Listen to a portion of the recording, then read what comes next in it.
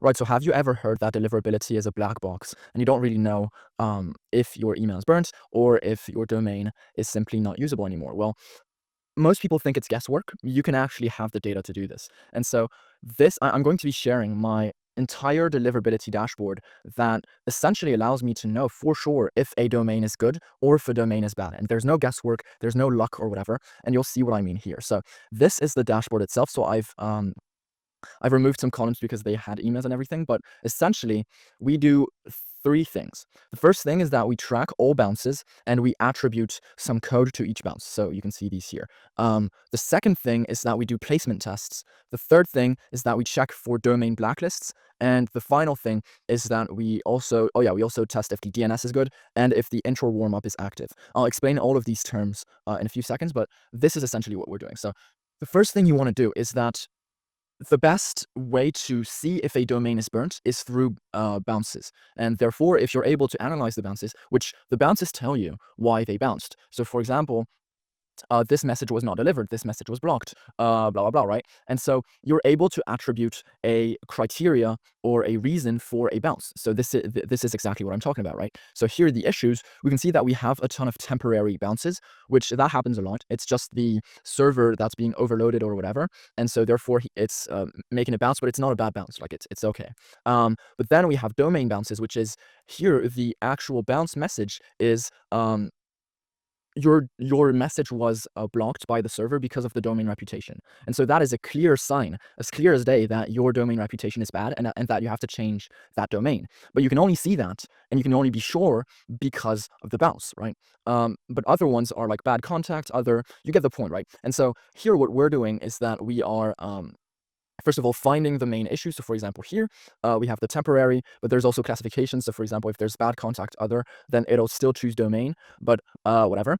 And once we have the main issue, then we attribute a score, right? And so imagine here we have -40, right? And so every single time we have a domain bounce, then we retract 10 to the score, therefore the 40. And the temporary, we don't do anything because it's temporary. And then you add a severity, so these are the same, but essentially here we know if the domains are healthy or not, okay? And then we can start some cool automations, because if the domain isn't good, or if the domain has to be retested or stuff like that, we can first of all remove it, but second of all, we can actually confirm that the domain is burnt through a placement test. So a famous software for this is EmailGuard.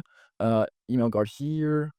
So my friend's the founder, and it's a great software, honestly the best in class. But anyway, this will allow you to do placement tests. And so we've automated this so that whenever the severity goes under warning, I believe it is, so whenever it goes to severe or dead, then it launches a placement test. That placement test gives us a score.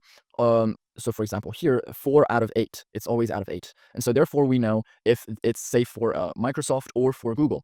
If, for example, they're both no's, so like here, then we know that this is really bad. And so then we go a level deeper.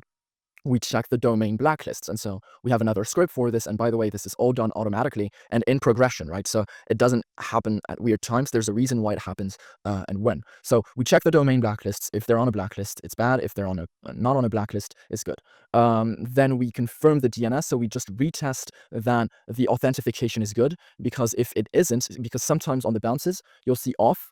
So these are this shows that your DMARC is not authenticated or stuff like that. So that's things to check. And finally, the internal warm-up is essentially a internal thing we do that, because we also have a warm-up service. So I built a warm-up service for internal use. I might make it public and make another video for this, so stay tuned if you're interested about that. But essentially, it communicates between different email accounts in the same domain. So imagine your domain is amazon.com. You have, say, John and Bob as email accounts. So Bob at amazon.com, John at amazon.com. Well, if you were the real deal in terms of, if you were actually trying to use that email account, not for cold email purposes, but for normal purposes, chances are that you would communicate between Bob and John, right? Because they're colleagues, they would communicate. So that is what we're trying to replicate through internal warm-up. So the reason it's called internal warm-up is that it's warm-up inside of the domain, okay? I hope that makes it clear. So some of these are activated, some of these aren't. But the final best part is that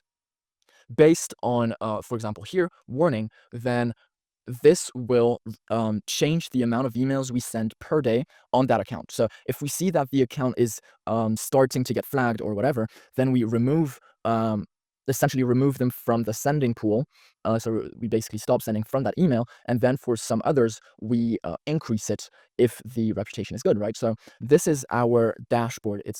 I really do think it's the best in class. I've never seen something like it just yet. So let me know if you guys like it. If you want to add anything, or if you think I missed anything, and I know the stats here aren't good, but this is not the actual one we use. It's exactly the same, but it's not on. I removed some things anyway. If you want to add anything, or if you found this useful, please do let me know in the comments. If you want to see more like this, I'm very hesitant to share stuff like that because this is top of class systems, and I don't want it to be replicated. So let me know if I should, and please show your appreciation if you think it was good. Thank you.